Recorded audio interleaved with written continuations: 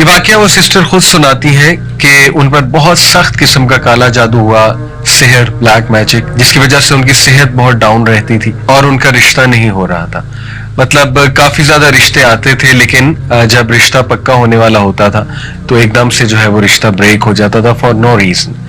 اور she said کہ میں بالکل تھک گئی، اور یہاں تک کہ ان کے ذہن میں آنے لگا کہ میرے ساتھ یہ کیوں ہوا، یعنی میں نے کبھی کسی کے ساتھ کچھ برا نہیں کیا ایویڈنٹلی، تو اللہ تعالیٰ کیسے الاؤ کر رہے ہیں اس ساری چیز کو. یعنی ان کے ذہن میں وسوسے بھی آنے لگ گئے اس کے حوالے سے. دیکھیں آئی نو کہ کبھی کبھی ہم بہت زیادہ سپرسٹیشیس بھی ہو جاتے ہیں چیزوں کو لے کے کہ جادو ہو گیا، ہر چیز پہ کہتے ہیں بندش ہو گیا. لیکن یہ میں آپ کو ایک ایسا واقعہ سنا رہا ہوں جہاں ایک جینون کیس ہے. دیکھیں جادو کا کمپلیٹ انکار بھی تو نہیں کرنا چاہیے نا، تو یہ ایک جینون کیس ہے سحر کا، اور وہ سسٹر خود بتاتی ہیں اپنا واقعہ. بہرحال ہیلتھ ایشوز اور پھر دوسرا یہ والا جو چکر چل رہا ہے. شی سیڈ کہ میں نے بہت میڈیسنز کھائی، سائیکیٹرسٹ کے پاس بھی گئی، کاؤنسلنگز کروائیں کئی بار، یعنی دنیا کا ہر وہ علاج جو پاسبل تھا وہ میں نے ٹرائی کر لیا. ایون میں نے رقیہ بہت بار کروایا. رقیہ کہتے ہیں اسپرچول علاج ہے ایک، جس میں دم کیا جاتا ہے، اوتھینٹک دم ہوتا ہے، قرآنی سورز ہیں کچھ اور نبوی دعائیں ہیں وہ پڑھی جاتی ہیں. تو انہوں نے کئی راکیز سے جو رقیہ کے ایکسپرٹ ہوتے ہیں ان سے رقیہ بھی کروایا. اینڈ شی سیڈ کہ رقیہ سے آرام آ جاتا تھا، لیکن اس کے کچھ دیر بعد پھر سے وہ ایشوز شروع ہو جاتے تھے، یہاں تک کہ شی ٹوٹلی گیو اپ. پھر کسی نے بس ان کو بتایا کہ آپ بس میرے کہنے پہ ایک اسکالر سے ضرور مشورہ کر لیجئے. شی سیڈ کہ میں ایک اسکالر کے پاس گئی جو مجھے ریفر کیے گئے، اور ان سے میں نے مسئلہ بیان کیا اور انہیں ساری ہسٹری بتائی کہ اس طرح میں ٹرائی کر چکا ہوں. ان اسکالر نے کہا کہ بیٹا آپ میرے کہنے پہ 10 چیزیں ٹرائی کرو، ہر چیز آپ نے ٹرائی کر ہی لی ہے تو چلو یہ 10 چیزیں ٹرائی کرنے میں کوئی حرج نہیں ہے، لیکن آپ نے مجھے پرومس کرنا ہے کہ آپ یہ 10 چیزیں کرو گی، اور during while you are doing that تو ہو سکتا ہے آپ کو بہت ڈی موٹیویشن آئے، بہت ڈاؤٹ آئے، لیکن آپ نے صبر کرنا ہے اور آپ نے جمے رہنا ہے انشاءاللہ، اور آپ نے کچھ بھی کر کے ان چیزوں پہ عمل کرنا ہے. شی سیڈ کہ میں نے ان کا ٹھیک ہے، آئی ول ٹرائی مائی بیسٹ، میں پوری کوشش کروں گی. انہوں نے کہا کہ بیٹی سب سے پہلے یو ہیو ٹو پرومس می کہ آپ روزانہ قرآن پڑھو گے، چاہے 1 ورس، چاہے 2 ورسز، چاہے 10 ورسز، چاہے 1 پیج، چاہے 2 پیج، جتنا قرآن آپ پڑھ سکتی ہو آپ نے مس نہیں کرنا، آپ نے ڈیلی قرآن پڑھنا ہے. یہ آپ اس سے پہلا پرومس کرو. انہوں نے کہا ٹھیک ہے انشاءاللہ، it will be on my list.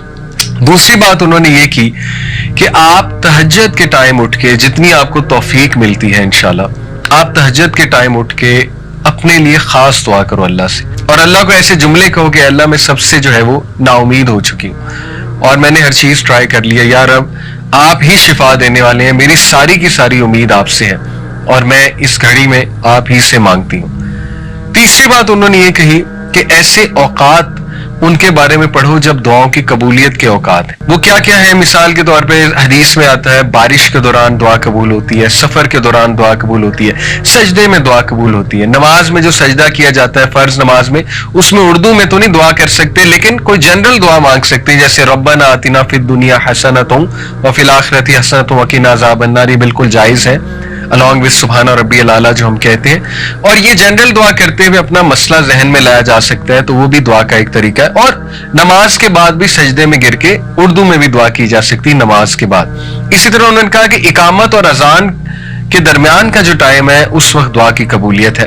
اور انہوں نے کہا اس طرح مزید ایسی ریسرچ کرو کہ کون سے جو ہے وہ دعا کی قبولیت کے اوقات ہیں. اس نے کہا ٹھیک ہے، میں انشاءاللہ اس کی بھی کوشش کروں گی کہ وہ اوقات جب دعا کی قبولیت ہے. جیسے نبی صلی اللہ علیہ وسلم نے فرمایا کہ جمعے کے دن ایک گھڑی آتی ہے، عصر سے مغرب کے درمیان اس گھڑی کا ذکر کیا گیا ہے.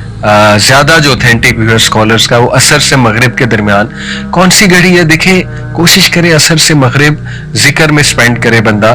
کوئی ایک فرائیڈے ایسا رکھ لے، اگر ہر فرائیڈے نہیں کوئی اپرچونٹی نکل رہی، کوئی ایک فرائیڈے رکھ لے، اس میں دعا کرے.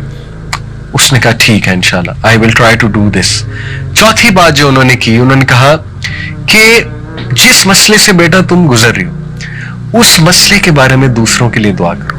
یعنی کتنی بے شمار ہماری بہنیں ہیں، مائیں ہیں جو ویڈوز ہیں، جو مطلقہ ہیں، یا جن کی شادیاں نہیں ہو رہی ہیں، عمریں بڑھ رہی ہیں، ان کے لیے دعا کرو، صرف اپنے لیے دعا نہ کرو. کتنی ہی ہماری بہنیں ہیں، ہمارے بھائی ہیں جو سحر کے اندر مبتلا ہیں، اوتھینٹک سحر کی یہاں پہ بات کر رہا ہوں، ان کے بارے میں دعا کرو، اللہ انہیں شفا کاملہ دے. شیخ نے کہا کہ جب ہم کسی کے لیے دعا کرتے ہیں ہماری دعائیں ضرور قبول ہوتی ہیں. تو اس نے کہا واقعی یہ تو کبھی سوچا بھی نہیں تھا میں نے. زیادہ تر دیکھیں نا انسان اپنے لیے دعائیں کر رہا ہوتا ہے. انہوں نے کہا تو بہت اچھی بات ہے, میں ضرور دوسروں کو بھی یاد رکھوں گی. جیسے کسی کی اولاد نہیں اور کوئی بے اولاد ہے, اسے چاہیے دوسروں کے لیے زیادہ دعائیں کریں. جب آپ دوسروں کے لیے کریں گے اللہ آپ کی دعائیں بھی ضرور قبول فرمائیں گے. پانچویں بات انہوں نے کہی کہ میرے کہنے پہ آپ نے صبح شام کے اذکار کبھی نہیں چھوڑنے. صبح شام کے اذکار کیا ہیں؟ حسن المسلم ایک ایپلیکیشن ہے, HISNULMUSLIM. کوئی بھی ورژن اس کا ڈاؤن لوڈ کر لیں, ساری اوتھینٹک ہیں. حسن المسلم میں جائیں اور وہاں پہ وہ دعاؤں کی ایپ ہے. مارننگ اینڈ ایوننگ اذکار یا صبح شام کے اذکار آپ کو ملیں گے. اگر آپ اردو میں پڑھنا چاہتے ہیں کیونکہ یہاں انگلش کی ٹرانسلیشن ہوگی تو وَإِيَّاكَ نَسْتَعِينُ یہ الہدا پبلیکیشنز کی ایک ایپ ہے, اس میں اردو لینگویج بھی ہے. صبح شام کے اذکار, فجر کے بعد صبح کے اذکار ہوتے ہیں اور شام کے اذکار مغرب سے پہلے ہوتے ہیں. انہوں نے کہا کہ you have to promise me صبح شام کے اذکار نہیں چھوڑو گی, even during your menses. Special days میں بھی اذکار کرو گی. اسپیشل ڈیز میں اذکار کر سکتے ہیں, کوئی حرج نہیں ہے. چھٹی چیز انہوں نے کہی کہ گناہوں سے بچو. I know this is very hard. جب بندہ ڈاؤن ہوتا ہے تو گناہوں میں بھی پڑ جاتا ہے, ڈیموٹیویٹ ہوتا ہے نا, تو بندہ جو ہے ادھر ادھر نکل جاتا ہے, ڈائیورٹ ہو جاتا ہے. انہوں نے کہا ایسا نہیں کرنا. You have to promise me کہ دیکھو ہر چیز تو تم نے ٹرائی کی ہے تو یہ ٹرائی کرنے میں کیا حرج ہے. کوئی اگر گناہ کر رہی ہو تو بیٹا اس کو ترک کرو, اس گناہ کو, کیونکہ گناہ جب انسان کرتا ہے تو اس کی ول پاور ٹوٹتی ہے مزید, اور شیطان اس پہ مزید حاوی ہوتا ہے, شیطان اس کو مزید وسوسے دلاتا ہے. تو you have to promise me کہ تم اس سے انشاءاللہ پوری کوشش کرو گی دور ہونے کی. اس نے کہا ٹھیک ہے. نمبر 7 انہوں نے کہا کہ کسی کی مدد کرو. ریگولر کسی کو پکڑ لو, کوئی ضرورت مند کو اس کی مدد کرو. اور سب سے پہلے بہت ضروری ہے علم والوں کی مدد کرو. علم والے کون ہیں؟ جو عالم بن رہے ہیں یا علم سے جڑے ہوئے ہیں لیکن ان کے وسائل نہیں ہیں اتنے, ان کی مدد کی جائے. یا کوئی تکلیف میں ہے, کسی کوئی بیماری ہے, علاج ہونا ہے, ان کی مدد کرو. یا کوئی اور ضرورت مند ہے, کسی کو کسی چیز کی ضرورت ہے, تو نظر رکھو ایسے لوگوں پہ. تھوڑا سا باہر نکلو اپنے اوپر, ایسے لوگوں پہ نظر رکھو اور ان کی مدد کرنا شروع کرو مانیٹری سینس میں. نمبر 7 انہوں نے کہا استغفار کو بڑھا دو, بہت زیادہ بڑھا دو, کثرت استغفار کرو. استغفر اللہ اتوب الیہ, استغفر اللہ اتوب الیہ, استغفر اللہ اتوب الیہ. Very simple. یہ مت سوچو میری زندگی میں مسائل کیا ہیں, ڈی موٹیویشن کو حاوی نہ ہونے دو. بس ایک بار ذہن سے نکال دو کہ مجھے کوئی مسئلہ نہیں ہے اور استغفار کرو. اے اللہ میری غلطی ہے, میری غلطی ہے, استغفر اللہ اتوب الیہ, استغفر اللہ اتوب الیہ. کیونکہ نبی صلی اللہ علیہ وسلم نے فرمایا جو کثرت استغفار کرتا ہے اللہ تعالیٰ اس کے لیے ریلیف ضرور نکالتا ہے اور اسے وہاں سے دیتا ہے کہ اس کا گمان بھی نہیں جاتا. اور نمبر 8 انہوں نے کہا کہ مجھ سے وعدہ کرو کہ جب تم پہ شدید ڈی موٹیویشن, مایوسی اور غم حاوی ہوگا تو اس دوران, اس مومنٹ میں تم نے وہ الفاظ اور وہ دعائیں کہنی ہیں جو ہمارے نبی کہا کرتے تھے. ادھر ادھر کی چیزیں نہیں کہنی, جو مارکیٹ میں چل رہی ہیں وہ چیزیں نہیں, جو سنت سے ثابت الفاظ ہیں وہ کہنے ہیں. پرومس می دس. وہ کیا ہے؟ نبی صلی اللہ علیہ وسلم جب شدید غم میں ہوتے تھے, شدید کوئی تکلیف آتی تھی, ہمارے نبی کہتے تھے اللہ اللہ ربی لا اشرک بہ شیئا. اسی طرح ہمارے نبی کہتے تھے یا حی یا قیوم برحمتک استغیث. اسی طرح ہمارے نبی کہا کرتے تھے لا الہ الا اللہ العظیم الحلیم, لا الہ الا اللہ رب العرش العظیم, لا الہ الا اللہ رب السماوات و رب الارض و رب العرش الکریم. اسی طرح نبی صلی اللہ علیہ وسلم نے سکھایا کہ جب تم پہ ریگریٹ حاوی ہو جائے, تم کہو میرے ساتھ یہ کیوں ہوا, کاش ایسا ہو جاتا تو نہ ہوتا, کاش یہ ہو جاتا تو نہ ہوتا, تو کہو قدر اللہ وما شاء فعل. انہوں نے کہا مجھ سے پرومس کرو تم یہ الفاظ کہو گی جب بھی تم پہ یہ کیفیات حاوی ہوتی ہیں, بجائے کہ ادھر ادھر کی چیزیں ٹرائی کرنے کی. اس نے کہا ٹھیک ہے میں یہ بھی کروں گی. نمبر 9 انہوں نے کہا کہ بیٹا ہر سچویشن سے جو ریلیٹڈ دعا ہے, خصوصاً واش روم میں جانے کی دعا, اللہم انی اعوذ بک من الخبث والخبائث, گھر سے نکلنے کی دعا, بسم اللہ توکلت علی اللہ لا حول ولا قوت الا باللہ. شام کو, رات کو سونے کے جو اذکار ہیں بیٹا وہ تھام لو, وہ کرو, ریگولر کرو. جتنے مواقع کی دعائیں تم کر سکتی ہو، خصوصاً ایسے جو واش روم کے انہوں نے کہا، اور رات سونے سے پہلے کی جو دعائیں ہیں. اور اس پہ میں آپ کو ایک اور بھی کیس اسٹڈی سنا دوں، ایک سٹوری سنا دوں.